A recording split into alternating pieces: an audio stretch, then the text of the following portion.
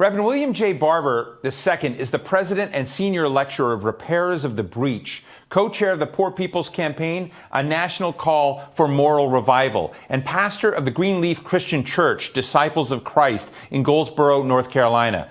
Drawing on the unfinished work of the Reverend Dr. Martin Luther King Jr.'s Poor People's Campaign, which called for a revolution of values, Repairers of the Breach works with hundreds of partners nationwide to advocate for communities of color, immigrants, the poor, women, the LGBTQ community, children, workers, and the sick. It's a big, big lift of this organization. Reverend Barber, I'm so grateful for you joining us today. Listen, I admire so much what needles you're trying to move in our society, where structural racism has been part of the fabric of this nation. People don't like to talk about that to some degree, but we are now. And so as a new presidential administration is coming in, I just want to ask you, what marks do they need to hit, and what would disappoint you with this new administration coming in if they don't get it right? Well, thank you so much for having me. I think, first of all, we have to align systemic racism and systemic poverty. Then when we talk about racism, we have to talk about it in all of its dynamics. Black people, but not just police brutality, that resegregation of public schools, disparities in healthcare and economics, in mass incarceration. We have to talk about racism and how we treat and still do not have just immigration policies for particularly our Latino brothers and sisters. And we have to talk about the continued mistreatment and refusal to fully treat our indigenous brothers and sisters right. But we also have to deal with the fact that we have, before COVID, 140 million poor and low wealth people in this country, 43% of the nation, and 60.9% of Black people are poor and low wealth, 26 million people. But we also have 66 million white people who are poor and low wealth. That's 31% of white people. So we have to, first of all, talk about race and poverty together. We have to deal with the 62 million people who work every day without a living wage. We have to deal with the fact that over 50% of Black people work every day without a living wage. And if those being the facts, then there are some things we have to make sure. This president-elect ran on three critical things that have to happen in the first 100 days. He ran on 15 and a union, openly, 15 and a union. If we pass $15 minimum wage, 49 million people will be lifted out of poverty, and that will have a powerful impact in the African-American community. He ran on expanding health care, and we know health disparity is a critical issue, particularly in COVID, among poor people who are dying at a larger rate, and Black people, but many of the Black people that are dying at a larger rate are poor and low wealth. So we have to have healthcare expansion. And they ran on dealing with systemic racism. And so the issue of passing the Voting Rights Act and restoring it and expanding voting rights and dealing with police reform and dealing with more full funding of public education. Those things are critical, making sure that we have a just immigration policy, making sure that our indigenous families, our nations are treated properly in policy and are protected on their federal lands. Those are the kinds of things that must happen right off the bat early in the administration, because people did not vote for normal, they voted for change. So, I'm interested, when you talk about the parts of society that are right now, they've been looked down on, they've been demeaned, they've been gut punched in the 2008-2009 financial crisis. And so when you kind of look at that broad array of people you're trying to lift up, I mean, it's inspiring, one, to hear such an inclusive statement. But the other dimension is, who are the villains that need to be taken down that are trying to prevent the progress and really the empowerment of that part of our equation in the country? Well, first of all, let's look at the policies that are villainous, and that is the 2017 tax reform law that gave to the greedy and the wealthy, but disproportionately hurt poor communities and Black and brown communities by creating situations that force more money to be cut from education. Let's look at the fact that we have a bloated military budget where we spend 54 cents of every discretionary dollar on the war economy, what a Republican Eisenhower called the congressional military industrial complex, and less than 16 cents of every discretionary dollar on infrastructure and healthcare and wages. If we just took a portion of that money and directed it toward infrastructure, toward healthcare, toward public education, we could fundamentally shift the lives of poor and low wealth people. And that would, in a major way, shift the lives of Black people and brown people and indigenous people. And by the way, it would impact poor whites as well, which is something we have to talk about, that racism is not just, it's against Black and brown people, but it's all, and indigenous people, but it actually is anti-democracy. And then lastly, we have to look at the Senate. Mitch McConnell has called himself the Grim Reaper. You know, some people say Trump is the criminal, but Mitch McConnell is the getaway car driver. And he has deliberately not even allowed bills on living wage to come to the floor, expanding healthcare to come to the floor. He has refused for over 2,700 days, for over 7 years, since 2013, to fix the Voting Rights Act and expand voting rights. We have to stop this. We cannot allow that, because not even having a debate on these things is contrary to what we call ourselves as democracy. And let me make a connection here.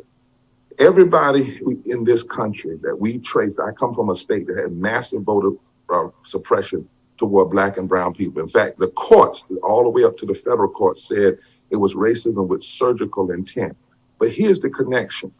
Those who benefit from racist voter suppression and end up getting in office like Mitch McConnell, like Lindsey Graham, like Tom Tillis in North Carolina, once they get in office, they vote to block healthcare, they vote to block living wages, and their votes actually end up hurting more white people in raw numbers than Black people. It hurts more Black people percentage-wise, but more white people in raw numbers.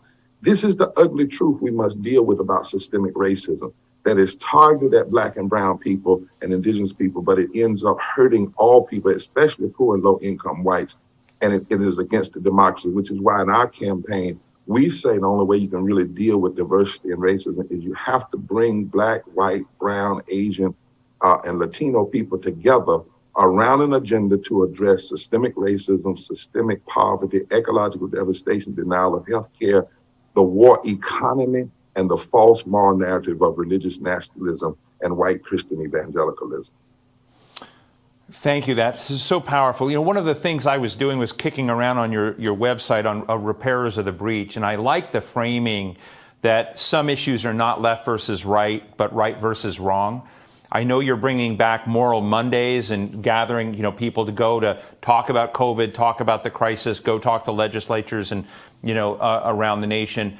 I guess my question to you is, in this framing, do you find you have unexpected allies? Do you find that there are people, not just Democrat, Republican, but they get the message you're saying? Is that an opportunity that our listeners today ought to be aware of, that we need to be careful of typecasting people by political party, but when you put it in right versus wrong, there are more opportunities there than we may see? You're exactly right. I think the language of left and right and centrist is too puny for the moment we're in. In fact, the left and right language comes from the French Revolution, so I don't know why we're still using it in the 21st century. And I don't know what a centrist is. What I know, what we believe, is that what policy and politicians should be doing is dealing with what's at the center of people's lives. What's causing them misery? What's causing them pain? I said to President-elect Biden, the hope is in the mourning, mourning. If you address the mourning and the misery that people are going through, that's what heals the nation. You're going to heal the soul of the nation. You have to heal the body of the nation. You have to speak to the issues that people are dealing with. And now 62% of Republicans want expanded health care.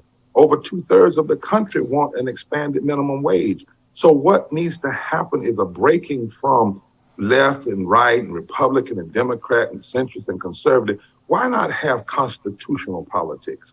Why not start with our basic moral framework in the Constitution that says the first goal that you swear to uphold is to establish justice, and recognize that establishing justice comes before ensuring domestic tranquility. And the bookend to that is the promoting the general welfare. Why not take every piece of policy, lay those four principles: establishing justice, ensuring domestic tranquility, providing for the common defense, promoting the general welfare, and then add equal protection under the law, as the grid by which you will say whether this is good policy or bad policy. People are ready for that. So much so that, yes, we organize people in Appalachia and in Alabama. We've brought together white farmers and black fast food workers. My co-chair and I, Reverend Dr. Liz Steele Harris, we've seen poor black and white, Republicans and Democrats, gay and straight, come around what we call these 5 interlocking injustices, saying they must change. That systemic racism, systemic poverty, ecological devastation, that war economy, and the false moral narrative, religious nationalism. We had a gathering in June 20th of this year called Mass Poor People's Assembly Moral March on Washington. We didn't come to Washington because of COVID, but over 2.7, nearly 3 million people showed up online. In this past election, we contacted 3.1 million people peer-to-peer, infrequent poor and low wealth voters. Over 25% of them decided to vote early. 55% of poor and low wealth people, regardless of race, creed, or color, voted for the Biden-Harris ticket.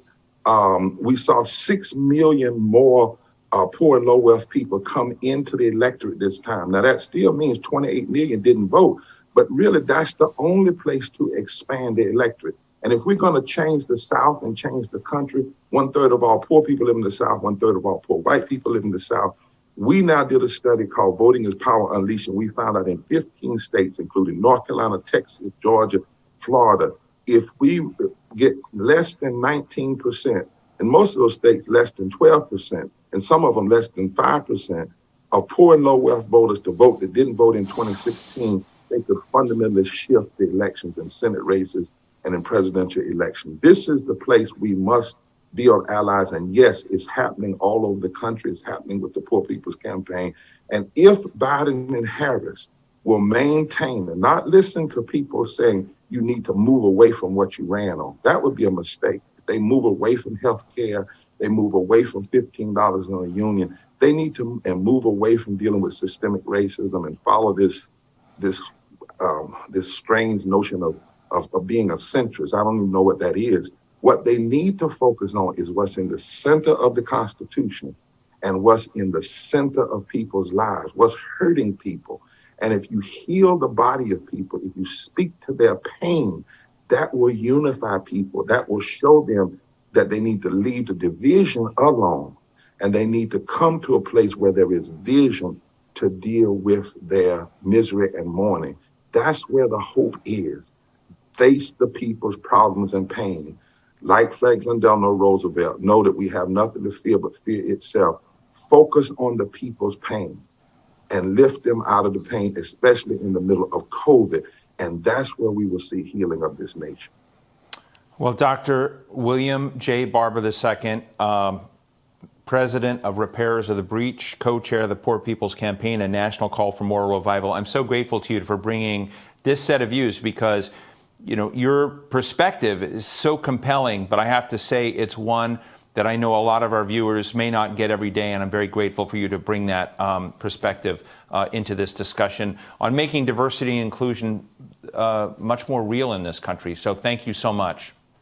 Thank you. Forward together is what we say, and not one step back. Take care now.